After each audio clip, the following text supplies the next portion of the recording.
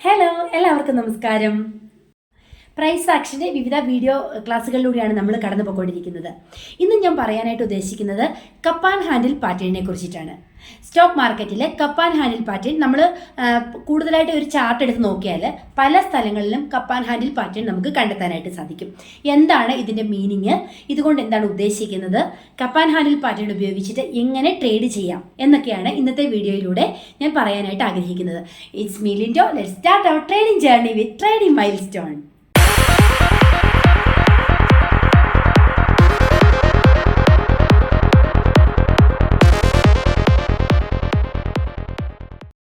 എന്താണ് cup and handle pattern എന്ന് പറയുന്നത്? ഒറ്റ വാക്കിൽ പറഞ്ഞാൽ ഇത് ഒരു ബുള്ളിഷ് കണ്ടിന്യൂഷൻ പാറ്റേൺ ആണ്. ബുള്ളിഷ് ട്രെൻഡിൻ്റെ ഒരു കണ്ടിന്യൂഷനാണ് കപ്പ് ആൻഡ് ഹാൻഡിൽ പാറ്റേൺ കൊണ്ട് ഉദ്ദേശിക്കുന്നത്. യു ഷേപ്പിലുള്ള ഒരു കപ്പും അതിനോട് ചേർന്ന് ഒരു സ്ലൈറ്റ്ലി ഡൗൺവേർഡ് ഡ്രിഫ്റ്റിൽ ഒരു ഹാൻഡിലും കൂടെ ഉള്ളതാണ് കപ്പ് ആൻഡ് ഹാൻഡിൽ പാറ്റേൺ എന്നതുകൊണ്ട് ഉദ്ദേശിക്കുന്നത്. ഒരു മൈനർ കൺസോൾട്ടേഷൻ പീരീഡിലാണ് ഇത് ഫോം ചെയ്യുന്നത്.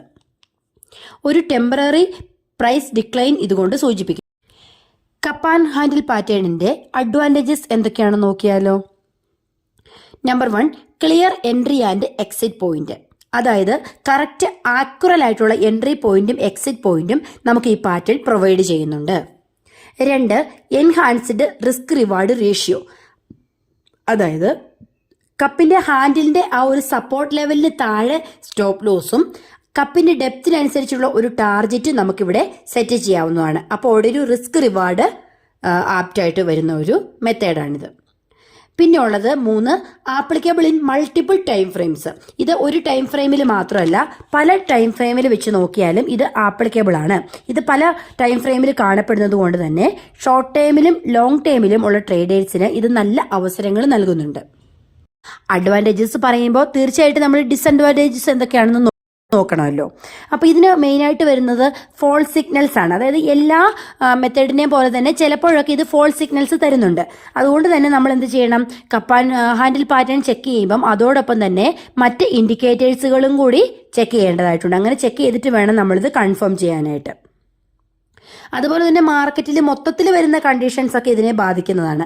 പിന്നെ മറ്റൊരു ഡിസഡ്വാൻറ്റേജ് എന്ന് പറഞ്ഞാൽ ടൈം ഫ്രെയിം സെലക്ഷന് കൂടുതൽ ഇത് എഫക്റ്റീവ് ആകുന്നത് ലോങ് ടൈം ഫ്രെയിമിലാണ്. ലോങ് ടൈം ചാർട്ടുകളിലാണ് കപ്പ് ആൻഡ് ഹാൻഡിൽ പാറ്റേൺസ് കൂടുതൽ എഫക്റ്റീവ് ആകുന്നത്. എന്ന് വെച്ച് ഷോർട്ട് ടൈം ഫ്രെയിമിലും നമുക്കിത് കാണുന്നതാണ്.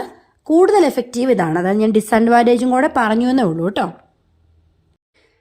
ഇനി നമുക്ക് കപ്പ് ആൻഡ് ഹാൻഡിൽ പാറ്റേൺ ഉപയോഗിച്ചിട്ട് എങ്ങനെ ട്രേഡ് ചെയ്യാം, എങ്ങനെ ഇതുകൊണ്ട് നമുക്ക് ട്രേഡ് എടുക്കാൻ പറ്റും, ബെസ്റ്റ് ട്രേഡ് എങ്ങനെ കണ്ടെത്താം. ആദ്യമായിട്ട് ഐഡന്റിഫൈ ദ കപ്പ് ഫോർമേഷൻ. ഇതൊരു യു ഷേപ്പും ഉള്ള ഒരു കപ്പാണ്. അതിന് ഒരു ഹാൻഡിലുണ്ട്. ആ ഹാൻഡിൽ ഒരു സ്ലൈറ്റ്ലി ഡൗൺവേർഡ് പൊസിഷനിലായിരിക്കും. ഇത് നമ്മൾ ഐഡന്റിഫൈ ചെയ്യുക ആദ്യം. അവിടെ ഒരു ടെമ്പററി പ്രൈസ് കറക്ഷനാണ് അവിടെ നടക്കുന്നത്. രണ്ടാമത് നമ്മൾ കൺഫേം ദ ഹാൻഡിൽ ഫോർമേഷൻ. ആദ്യം നമ്മൾ യു ഷേപ്പ് ഐഡന്റിഫൈ ചെയ്യുന്നു.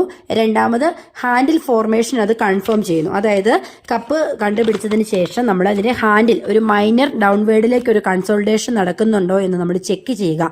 അങ്ങനെ അതൊരു ഹാൻഡിൽ ഫോർമേഷൻ ആണെന്ന് ഐഡന്റിഫൈ ചെയ്യുക. അടുത്തത് എൻട്രി പോയിന്റ്. എവിടെയായിരിക്കണം ഇതിന്റെ entry point?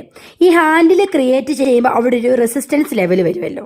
Handle created resistance ലെവലില്ലേ, അതിന്റെ മുകളിലോട്ട് പ്രൈസ് ബ്രേക്ക് ഔട്ട് ചെയ്യുമ്പോൾ മാത്രമേ നമുക്ക് എൻട്രി എടുക്കാനായിട്ട് അവകാശമുള്ളൂ. ഞാൻ പറഞ്ഞു ഇതൊരു ബുള്ളിഷ് ട്രെൻഡാണ്. ബുള്ളിഷ് ട്രെൻഡിന് മാത്രമാണ് കപ്പ് ആൻഡ് ഹാൻഡിൽ ഉപയോഗിക്കുന്നത്, ബെയറിഷ് ട്രെൻഡിനല്ല. അതുകൊണ്ട് തന്നെ ആ ഹാൻഡിൽ ക്രിയേറ്റ് ചെയ്യുന്ന ആ റെസിസ്റ്റൻസ് ലെവലിന് മുകളിലോട്ട് പ്രൈസ് പോകുമ്പോൾ നമുക്ക് അവിടെ എൻട്രി എടുക്കാവുന്നതാണ്. അതുപോലെ തന്നെ സ്റ്റോപ്പ് ലോസും ടാർജറ്റും കറക്റ്റായിട്ട് നമ്മൾ സെറ്റ് ചെയ്യേണ്ടതാണ്. എവിടെയാണ് നമ്മൾ സ്റ്റോപ്പ് ലോസ് സെറ്റ് ചെയ്യേണ്ടത്? ഈ കപ്പ് ഹാൻഡിലിന്റെ ആ സപ്പോർട്ട് ലെവലിന് താഴെ നമ്മൾ സ്റ്റോപ്പ് ലോസ് സെറ്റ് ചെയ്യുക.